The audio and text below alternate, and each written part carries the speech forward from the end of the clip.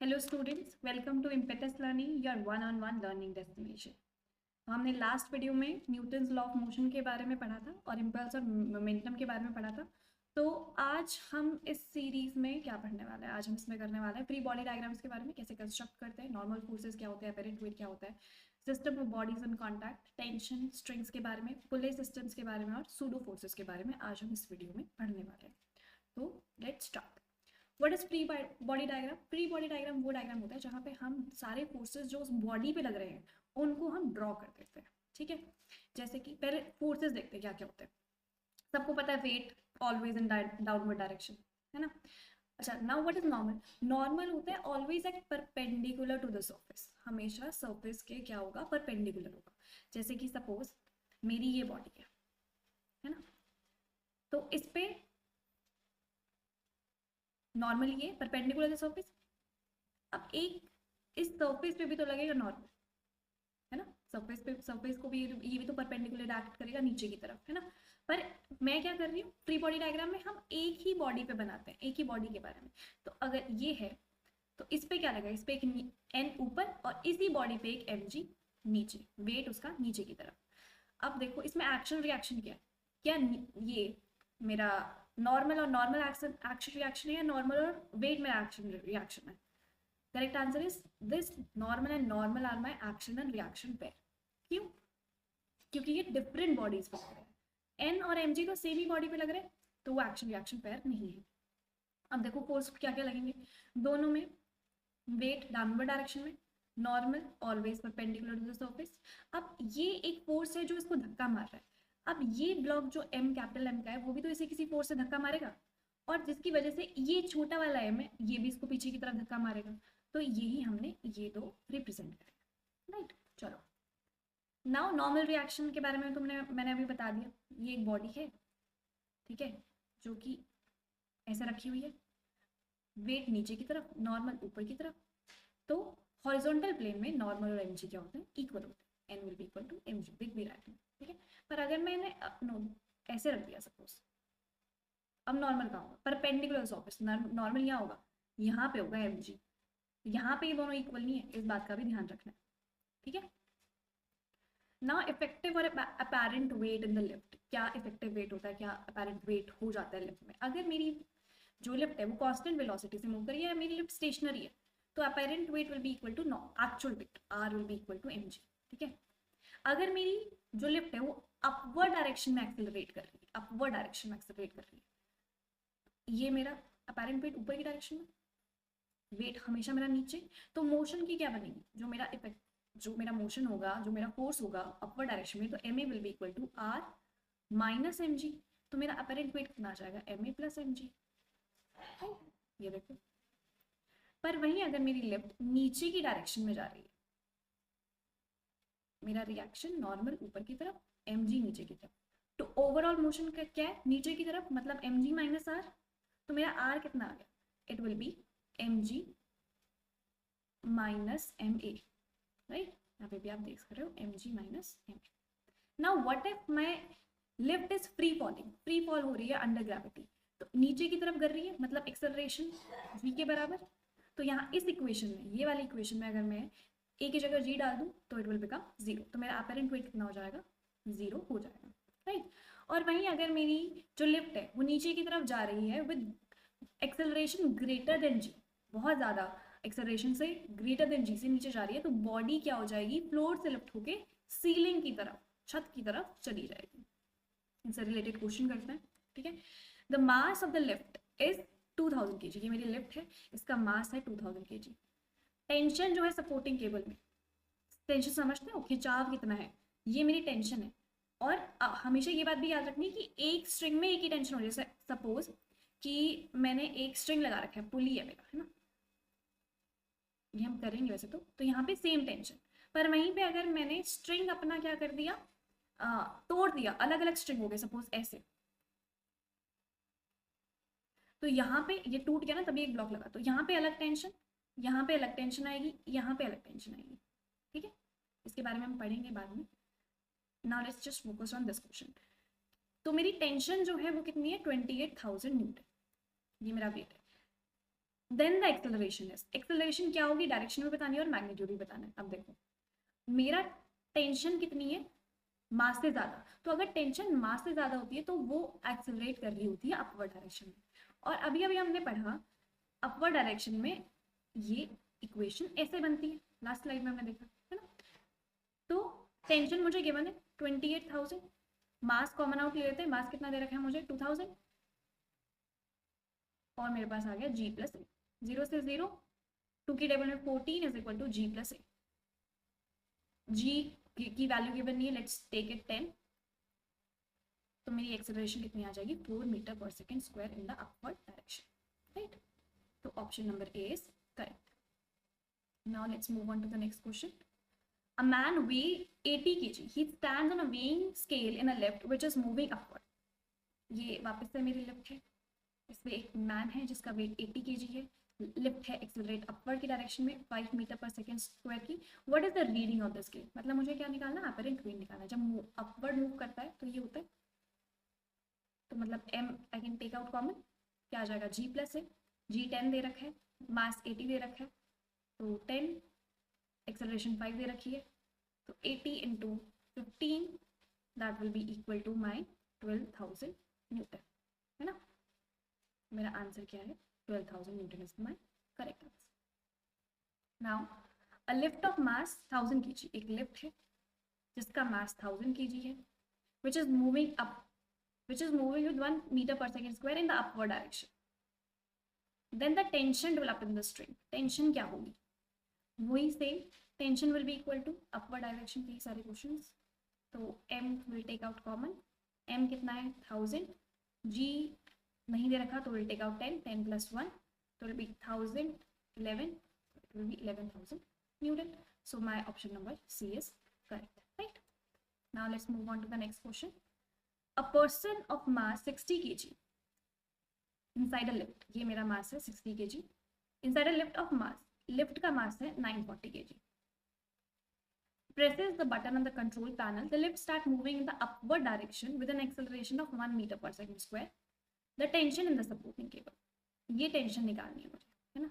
Upward direction का मुझे पता है, आप सारे अपवर्ड डायरेक्शन के क्वेश्चंस, तो it will B mg plus ma, है ना, तो mg प्लस है। Now what will B m इसमें जो ये टेंशन आएगी उस पे m क्या क्या लग रहा है, ये दोनों का दोनों ऐड ही तो होंगे m, है ना।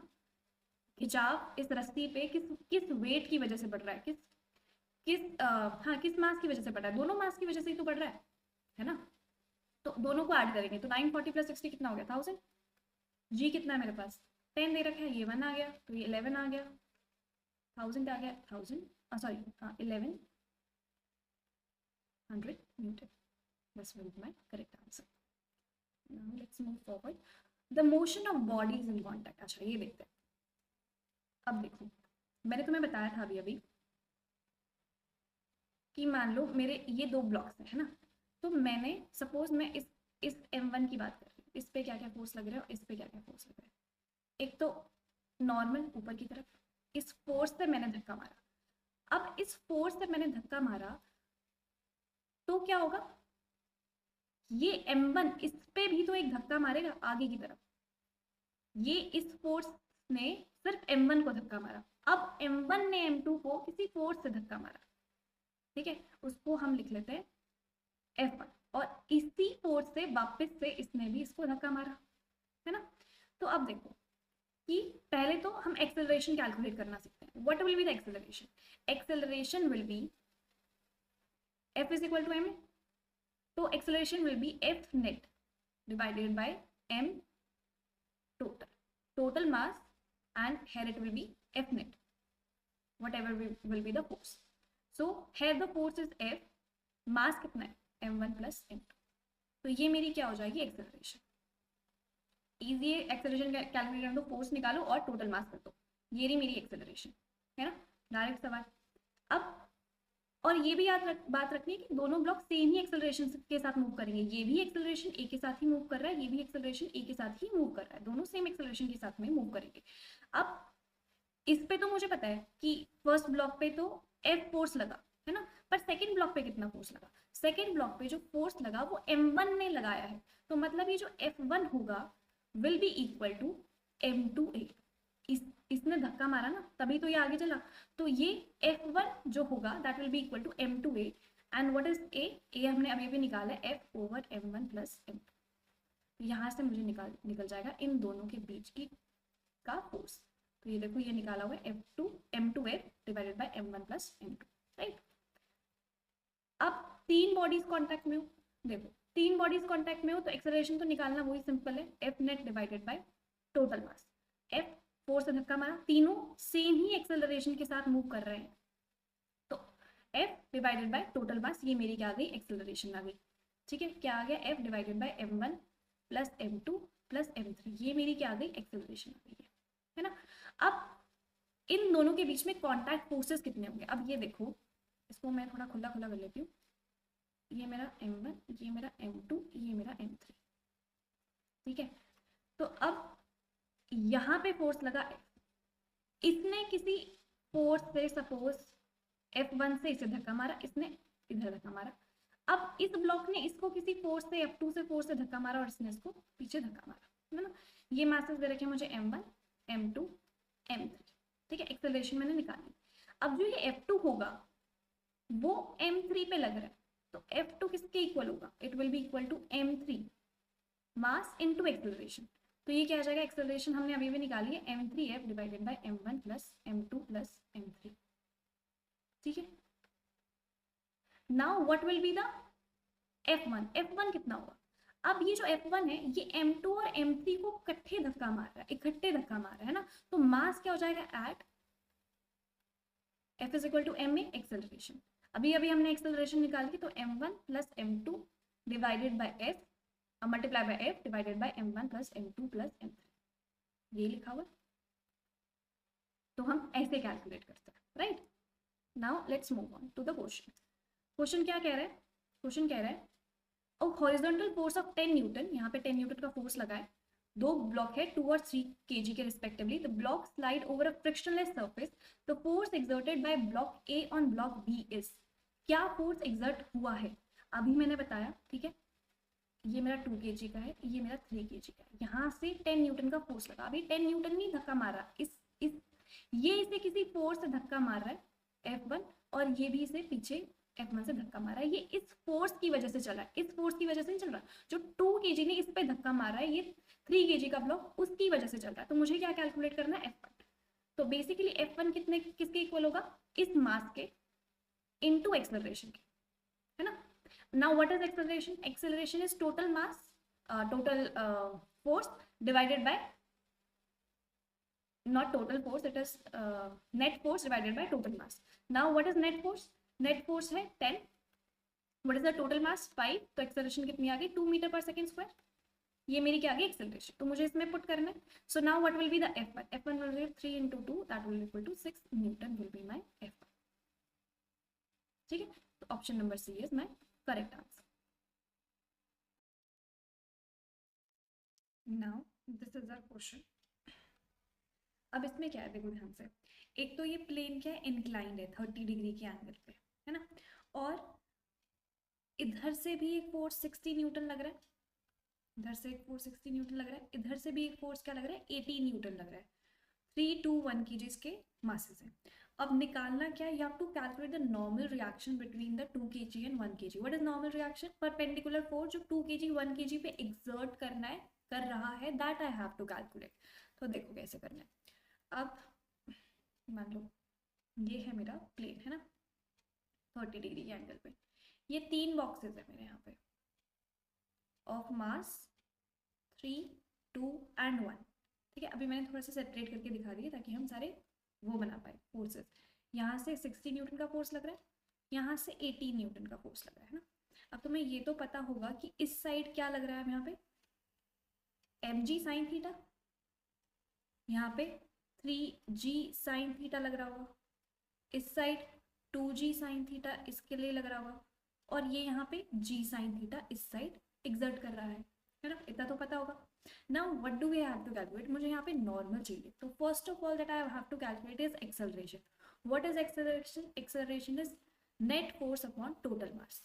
अब यहाँ पे नेट फोर्स कितना है, नेट फोर्स है 60 माइनस 18 है ना, ये तो माइनस होंगे, और ये भी तो फोर्स है जो डाउनवर्ड डायरेक्शन में लग रहा है, तो ये भी तीनों फोर्सेस क्या होंगे, ये भी सब्ट्रैक्ट होने चाहिए। तो अब यहाँ से मैं माइनस जी साइन थीटा कॉमन ले लिया, यहाँ पे क्या आएगा 3 2 और 1, ये दो तीनों क्या आ जाएंगे, ऐड हो जाएंगे, और टोटल मास कितना है 3 + 2 + 1 6, है ना। 60 - 18 तुम्हारा बनेगा 42 minus, now what is theta, theta is 30, what is g, g is 10, sine 30 is 1/2, तो multiply by 1/2 into 6 divided by 12, यहाँ से ये 5 पे कट गया, तो 42 minus 30 divided by 12 that is equal to, sorry divided by 6, so 42 minus 30 is 12, 12 upon 6 is 2 metre पर second square, ये मेरी क्या आ गई, एक्सेलरेशन आ गई। बट मुझे क्या कैलकुलेट करना है, मुझे इन दोनों के बीच का नॉर्मल फोर्स कैलकुलेट करना है कि क्या लग रहा है। अब अगर मैं वन को let us just study one पे क्या क्या फोर्सेस लग रहा है, एक देखो, एक mg नीचे की तरफ लग रहा है, mg को मैं g लिख रही हूँ क्योंकि m = 1 ना।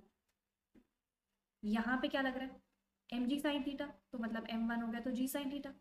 यहाँ पे, यहाँ से इस ब्लॉक पे 18 न्यूटन लग रहा है, और इस साइड ऊपर की तरफ, यहाँ पे ऊपर की तरफ एक कोई नॉर्मल भी तो लग रहा होगा, कोई नॉर्मल भी तो लग ही रहा होगा, है ना, क्योंकि यहाँ पे f नहीं लगेगा, 16 नहीं लगेगा, क्योंकि 16 तो 3 पे लग रहा है ना, तो 1 पे क्या लग रहा है, 1 पे 2 का नॉर्मल फोर्स एक्सर्ट कर रहा है, तो n लगेगा, जिसकी वजह से मोशन कहाँ हो रहा है, अपवर्ड डायरेक्शन में ma, यहाँ पे इस तरफ हो रहा है। तो अगर मैं इसको सॉल्व करती हूँ तो मेरा टोटल मोशन क्या है, ऊपर की तरफ, है ना, कैसे होगा ये ऊपर की तरफ, तो आएगा नॉर्मल -18 माइनस जी साइन थीटा, क्योंकि ये दोनों कौन सी डायरेक्शन में, डाउनवर्ड डायरेक्शन में, और ये क्या है, अपवर्ड डायरेक्शन, जो इस टोटल मोशन पे होगा, ये इक्वेशन बनेगी ना। Now what is m, m is 1, a is, I have calculated a as 2, तो 1 × 2, normal I have to find, -18, g is 10, sin 30 is 1/2, तो नॉर्मल क्या हो गया, नॉर्मल हो गया 2 + 18 + 5, है ना, तो कितना आ गया 25 न्यूटन, मेरा क्या आ गया normal reaction.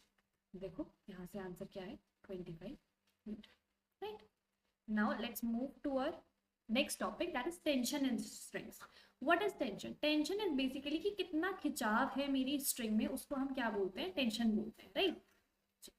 Wait a second,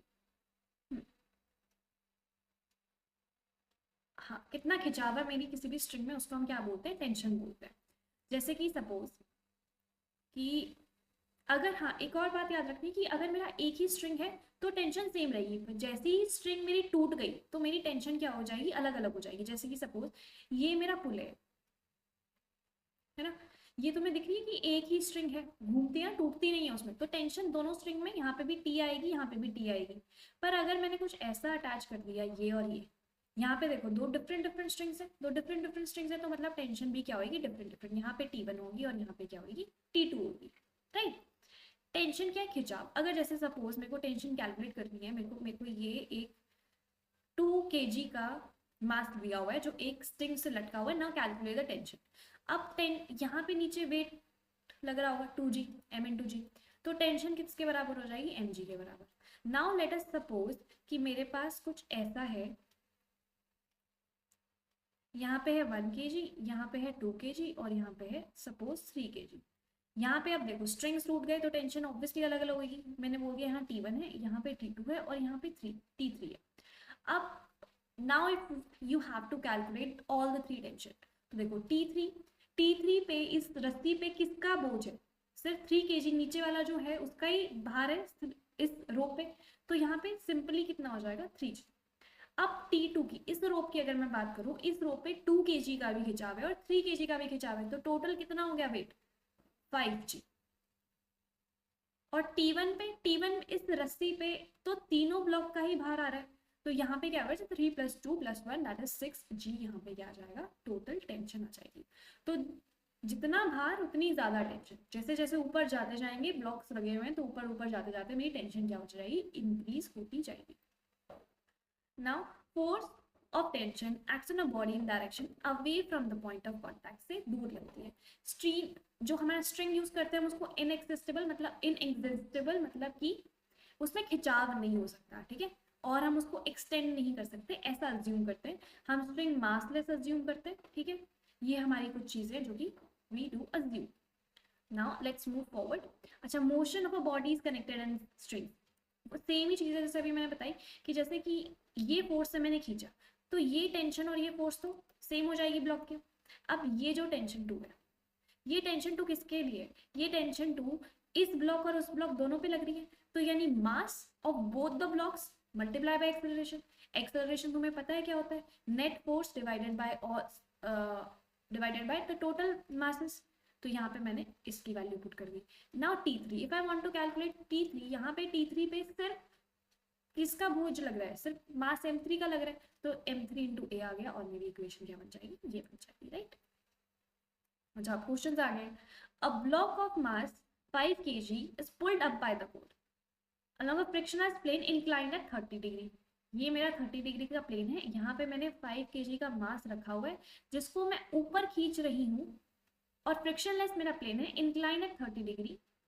the tension in the cord is 30 newton, ये जो है 30 न्यूटन है। नाउ द एक्सेलरेशन मुझे निकालनी है। अच्छा, तो अब मुझे इसमें फोर्सेस लगाने पड़ेंगे। एक ही mg नीचे लगेगा जिसकी वजह से एक mg साइन थीटा यहाँ लगेगा, है ना। अब ये ऊपर जा रहा है, इसकी एक्सेलरेशन कैसी है? ऐसी। तो अगर मैं इसकी इक्वेशन बनाऊं तो इक्वेशन क्या बनेगी? इक्वेशन बनेगी 30 minus mg sine theta. What is m? m is 5. I have to calculate 30, 5 into 10 और sin 30 is 1/2। यहाँ से गया 25 पे, तो 30 माइनस 25 हो गया, तो मतलब 5 इज इक्वल टू 5 हो गया, and a will be equal to 1 metre पर सेकेंड स्क्वायर। यहाँ से मेरा क्या आ गया? आंसर आ गया। तो D is the correct answer, right. Now let's move forward. बोला हुआ है the 3 blocks of masses m, 2m and 3m are connected by the strings connected after an upward force F। ये upward force F लगा दिया। the masses move upward at a constant speed, एक constant speed से ऊपर की तरफ चलने लगे सारे masses। what is the net force on block of mass 2m? इस पे मुझे net force बताना है। अच्छा, एक बात बताओ कि जब constant velocity है, velocity constant है, मतलब एक्सेलरेशन कितनी हुई? 0। तो एक्सेलरेशन 0 तो नेट फोर्स कितना हो गया? 0। इसमें तो सोचना भी नहीं था, क्या आ गया? 0। Now let's move forward to pulley system. Pulley system की तुमने डेरिवेशन आई थिंक कर रखी होगी, इक्वेशंस बना बना के, है ना। तो ये इनके कंक्लूजन लिखे हुए हैं अब कि एक्सेलरेशन अगर ऐसा मेरी एक्टिव मशीन है तो कैसे निकलते हैं? m1 minus m2g, m1 plus m2, ये एक्सेलरेशन का फॉर्मूला होता है। टेंशन क्या होता है? 2m1 m2g divided by m1 plus m2। अगर मेरी एक हॉरिजॉन्टल प्लेन पे एक मास रखा हुआ है और एक सस्पेंडेड मास है, तो एक्सेलरेशन क्या होती है? सस्पेंडेड मास आएगा यहाँ पे, देखना m1g, जो भी सस्पेंडेड मास है m1g multiply by m1 plus m2, और टेंशन क्या होती है? m1 m2g divided by m1 plus m2, right. अच्छा, अगर मेरे पास ऐसा स्ट्रिंग है तो यहाँ पे कैसे निकालेंगे? अब ये देखो, ये देखो, यहाँ पे स्ट्रिंग टूट गई, तो यहाँ पे T1 है और यहाँ पे T2 है। स्ट्रिंग टूट गई ना, ये मास लग गया यहाँ पे। हमने सपोज किया है कि m1 ग्रेटर है, तो मतलब एक्सेलरेशन ऐसे जाएगी, है ना। तो इक्वेशन ऑफ मोशन कैसे लिखेंगे? ये मेरा, अगर मैं फर्स्ट ब्लॉक की बात करूँ, ये सारा कैसे जा रहा है? नीचे। नीचे क्या है? m1g, तो m1g minus T1 will be equal to m1a, और वैसे ही यहाँ पे क्या बढ़ा है? T2 ऊपर की तरफ जा रहा है, तो T2 minus m2g will be equal to m2a, है ना। और यहाँ पे क्या हो रहा है? इस ब्लॉक पे, अगर मैं इस ब्लॉक की बात करूं तो यहाँ पे T1 लग रही है, यहाँ पे T2 लग रही है ऑपोजिट साइड में, तो T1 will be equal, T1 minus T2 will be equal to this, क्योंकि यहाँ इस तरफ मोशन हो रहा है ना, तो T1 minus T2 will be equal to ma, right. ये मेरी आ गई थर्ड इक्वेशन। तो अगर मैं इनको सॉल्व करूंगी तो मेरे जो एक्सेलरेशन आएगी that will be m1 minus m2g divided by total mass, right. Tension आएगी 2m2 plus capital M will be divided by sum of all the masses multiply by m1g। वैसे ही सिमिलरली T2 आएगी मेरी 2m1 plus capital M divided by total mass multiply by m2g। ये कुछ फॉर्मूले हैं जो इनको, इन तीनों इक्वेशन को सॉल्व करके we will get, right. Now अगर मेरे पास इंक्लाइन प्लेन है जो इधर से कुछ अलग एंगल पे इंक्लाइन है, इधर से कुछ अलग एंगल पे इंक्लाइंड है, और सपोज यहाँ पे दे रखा है कि m1 ग्रेटर देन m2 है, जिसकी वजह से एक्सेलरेशन इस साइड हो रही है और यहाँ पे एक्सेलरेशन इस साइड हो रही है। तो ऐसे सिस्टम की अगर मुझे एक्सेलरेशन, नेट एक्सेलरेशन निकालनी है, तो इट विल बी m1, क्योंकि ये यहाँ पे θ1 से इंक्लाइंड है, m1 sin θ1 minus m2 sin θ2 multiply by g divided by total mass, and tension will be m1 m2 divided by m1 plus m2 multiply by sin θ1 plus sin θ2 multiply by g। ये मेरे कुछ फॉर्मूले हैं जो आप directly use कर सकते हैं, है ना। अच्छा अब देखो, let's look at the question.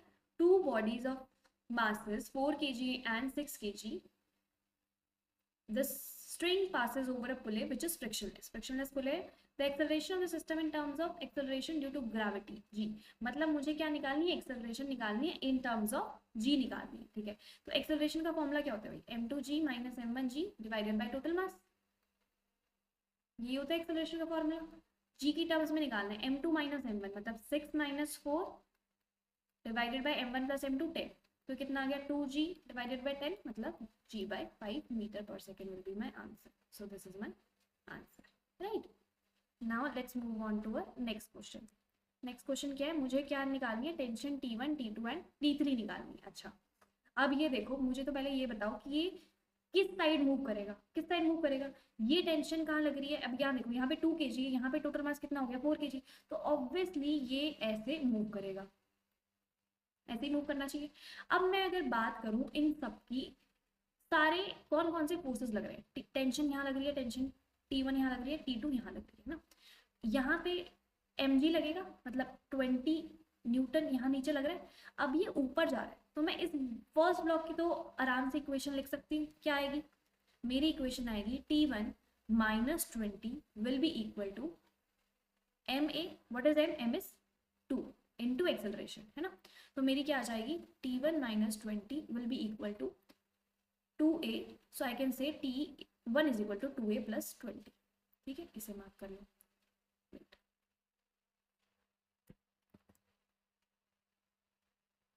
ठीक है, अब मेरे ये दो ब्लॉक देखो यहाँ पे ध्यान से, ये मेरे पास दो ब्लॉक हैं, ठीक है। यहाँ पे टेंशन कितनी लग रही है T1, यहाँ पे कितनी लग रही है इस ब्लॉक पे नीचे की तरफ T2 लग रही है ना।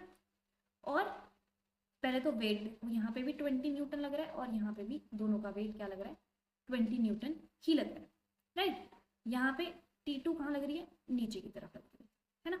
अब मैं अगर इस की बात करूं, इसकी वजह से नीचे की तरफ, और यहाँ पे एक T2 ऊपर की तरफ भी, तो अगर मैं सिर्फ इस वाले ब्लॉक की बात करूं, ऊपर वाले ब्लॉक की, इसका मोशन कैसे हो रहा है नीचे की तरफ, इस पे कैसे निकालेंगे हम, T2 plus 20 minus T1 will be equal to ma, ऐसे निकालोगे, है ना।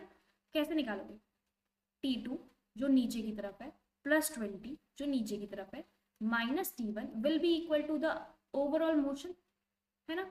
तो अब T1 की जगह मैं 2a प्लस 20 लिख सकती हूँ, T2 plus 20 minus 2a minus 20 will be equal to m कितना है 2a, है ना।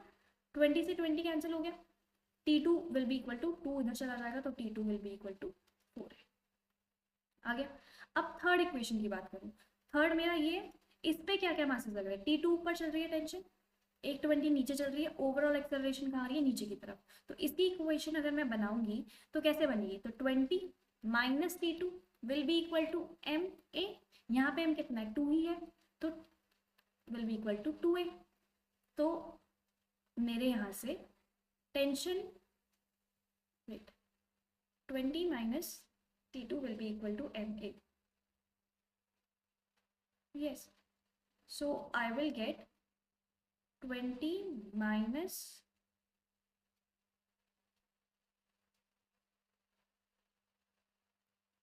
is equal to T2, right? अच्छा, I have also calculated T2 here, so 20, okay, let's just put the value of T2 here. I've calculated the value of T2, right? So 20 minus 4a will be equal to 2a, इधर जाके it will be 6 and acceleration will be equal to 10 by 3 metre पर second square, है ना, easily निकल गया। मुझे क्या क्या कैलकुलेट करना है, मुझे कैलकुलेट करनी है T1 एंड T2। T1 है 2a प्लस 20 और मेरी T2 कितनी थी 4a, और एक्सेलरेशन कितनी आई मेरी 10/3 मीटर पर सेकेंड स्क्वायर। अब तो ईजी है, यहाँ से T2 निकाल लो। T2 कितना आएगा 4 × 10/3, तो कितना हो गया 40/3 न्यूटन। और T1 कितना हो जाएगा 2 + 20, मतलब 20/3 + 20, एलसीएम आ जाएगा 3, 20 + 60 कितना आ जाएगा 80/3 न्यूटन। तो ये मेरी T1 आ गया और ये मेरा क्या आ गया T2, राइट, इजी। चलो next, calculate the acceleration, tension and thrust on the pulley system. अच्छा देखो, अब यहाँ पे एक्सेलरेशन का फॉर्मूला क्या था याद है, m2 - m1 × g / m1 + m2। तो यहाँ पे सिंपली फॉर्म करना है, 10 - 5 5 × g, 10 ले लेते, इन टर्म्स ऑफ g लिखा है तो 10 मत लो, इसको हम लिखेंगे g लिखेंगे। And what is the total mass 15, तो क्या आ गया g/3, ये क्या आ गई मेरी acceleration. Now we want to calculate tension, tension क्या होती है m1 m2 g / m1 + m2। m1 m2 कितना है 5 × 10 / 15 × g, ये गया 3 पे, तो इट विल बी 10g/3, मेरी क्या आ गई टेंशन आ गई। Now I also have to calculate thrust, thrust मतलब अपवर्ड फोर्स कितना लग रहा है ना। यहाँ पे तो अपवर्ड फोर्स टेंशन के बराबर ही है, यहाँ पे अपवर्ड फोर्स कितना लग रहा है, अगर मैं इस पे बनाऊं कि एक ही mg नीचे लग रहा है, एक ही ऊपर नॉर्मल लग रहा है, तो normal will be equal to mg जो कि थर्स्ट होगा। यहाँ पे इस ब्लॉक का m कितना है 10 और g की फॉर्म में लिखना था, तो it will be my answer, right. Now let's talk about pseudo force. What is pseudo force? Pseudo force actually वो forces होते हैं जो नकली है, fake forces। pseudo का मतलब fake होता है ना, तो मतलब ये fake forces कैसे है। अच्छा, अगर तुम्हें क्या लगता है कि न्यूटन का जो सेकेंड लॉ है, क्या आर दे वैलिड एवरीवेयर? नहीं, वो हर जगह वैलिड नहीं होते। न्यूटन का सेकेंड लॉ हर फील्ड में क्या बोलते हैं उसको कि वैलिड नहीं है ना। कैसे, क्यों नहीं है? जैसे कि सपोज कहाँ वैलिड नहीं है, जो मेरे न्यूटन का लॉज है, अगर वहां पे ऑब्जर्वर की अगर मैं बात करूं, ऑब्जर्वर अगर उसके पास एक्सेलरेशन नहीं है, या मतलब वो कांस्टेंट वेलोसिटी या रेस्ट पे है, तो मेरे न्यूटन के लॉज वैलिड होते हैं, ठीक है। और अगर मेरा ऑब्जर्वर एक्सेलरेट कर रहा है, देयर एक्सेलरेशन अगर 0 है, तो वहां पे जो न्यूटन लॉ ऑफ मोशन होते हैं वो वैलिड होते हैं। अगर मेरा ऑब्जर्वर की एक्सेलरेशन 0 नहीं है, मतलब there is having some acceleration, तो यहाँ पे मेरे जो न्यूटन के लॉज होते हैं वो वैलिड नहीं होते। इस फ्रेम को हम बोलते हैं इनर्शियल। इनर्शियल फ्रेम में वैलिड है, नॉन इनर्शियल फ्रेम में मेरे न्यूटन के लॉज क्या होते हैं, इनवैलिड हो जाते हैं, ठीक है। अब कैसे भी, एग्जाम्पल, सपोज कि ये मेरी है एक लिफ्ट, ठीक है, ये मेरी लिफ्ट है, यहाँ पे एक ऐसे टेंशन लगा रखी है, ठीक है। सेम लिफ्ट एक यहाँ पे भी है, ठीक है। सपोज ये एक्सेलरेट ऊपर की तरफ कर रही है दोनों लिफ्ट, ठीक है। अब फर्क क्या आएगा, देखो, सपोज मेरा ऑब्जर्वर यहाँ पे खड़ा है बाहर, यहाँ पे मेरा ऑब्जर्वर है सपोज अंदर की तरफ, लिफ्ट के अंदर, तो मुझे ये पता है कि यहाँ पे टेंशन कितनी होती है। टेंशन अगर मैं निकालूं तो वो कितनी होगी mg + ma, इसी के इक्वल होती है ना। पर अगर मैं यहाँ पे देखूं,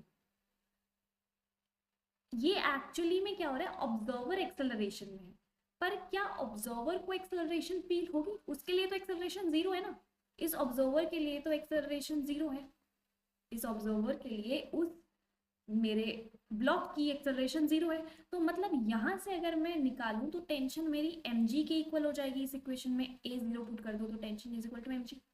पर क्या टेंशन ऑब्जर्वर के अंदर या बाहर होने से फर्क पड़ेगा उस चीज पे?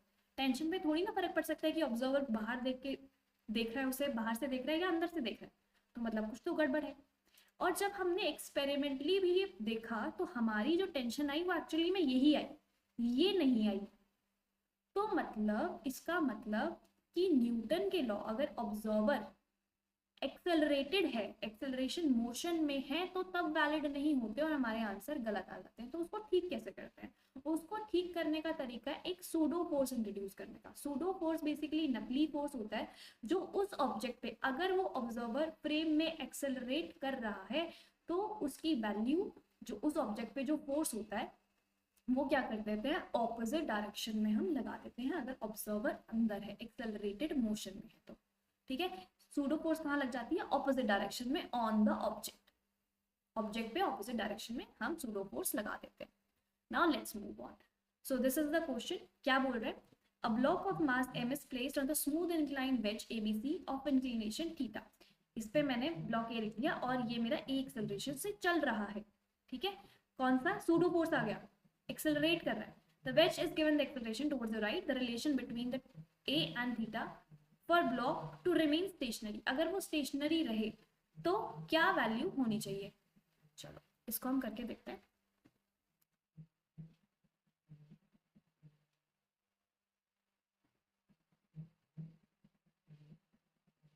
ये सपोज मेरा ब्लॉक है ना, ये एक्सेलरेट करा, अब इसकी ये देखो, यहाँ पे mg, यहाँ पे mg साइन थीटा, मुझे पता है कि ये मेरा जो एंगल होता है वो कितना होता है, थीटा होता है, और ये क्या बन जाएगा, mg cos थीटा, है ना। अब यहाँ देखो कि ये m एक्सेलरेट यहाँ कर रहा है, तो इसका सूडो फोर्स कहाँ लगेगा, ऑपोजिट डायरेक्शन में, ऑपोजिट डायरेक्शन में लगेगा, तो यहाँ पे क्या लगेगा, बेसिकली क्या लगेगा, ma लगेगा, that will be in the opposite direction. ये मेरा लगा ma,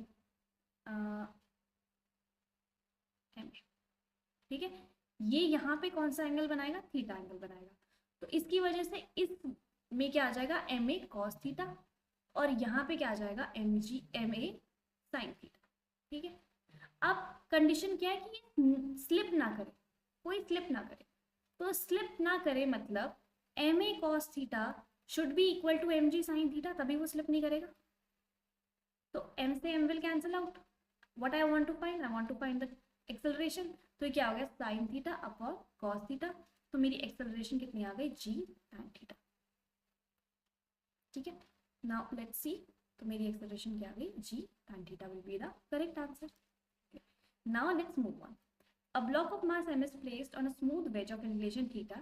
The whole system is accelerated horizontally, so the block does not slip up. अब जो हमने करा, तो force exerted by the wedge on the block, force exerted by the ways on the block, मतलब क्या निकालने को बोल रहा है, नॉर्मल निकालने को कह रहा है। अब let's back up to this question, ये है मेरा नॉर्मल, यहाँ लगेगा ना नॉर्मल, तो ये नॉर्मल किसके इक्वल होगा, ये normal mg cos theta plus ma sin theta की तरह इक्वल होगा। तो अगर मैं यहाँ पे नॉर्मल निकालने की बात करूँ तो नॉर्मल किसके इक्वल होगा, नॉर्मल इक्वल होगा mg cos theta plus ma sin theta के इक्वल, और अभी अभी मैंने एक्सेलरेशन भी निकाली है g tan थीटा के इक्वल, है ना। तो ये सारी वैल्यूज पुट करो, g cos theta plus a में g tan थीटा और sin थीटा, tan थीटा कितना होता है, tan थीटा होता है sin theta upon cos theta. ठीक है, तो यहाँ पे क्या आ गया, sin square theta, let's take the LCM, तो mg cos square theta plus sin square theta आ जाएगा डिवाइडेड बाय cos थीटा, तो ये क्या बन जाएगा, 1 बन गया, divided by cos theta, that is equal to mg secant theta, मेरी क्या आ गई, वैल्यू आ गई। सो लेट अस चेक, अच्छा ऑप्शंस तो नहीं है, तो mg secant थीटा नहीं है, तो mg cos theta will be our answer, right? Now this video is over. If you have any doubt, you can just comment down in the comment box, and if you still have any doubt, you can click on the link that is given in our description box and will help you out. The next video will be dropping out soon. So stay tuned and all the best. Bye bye.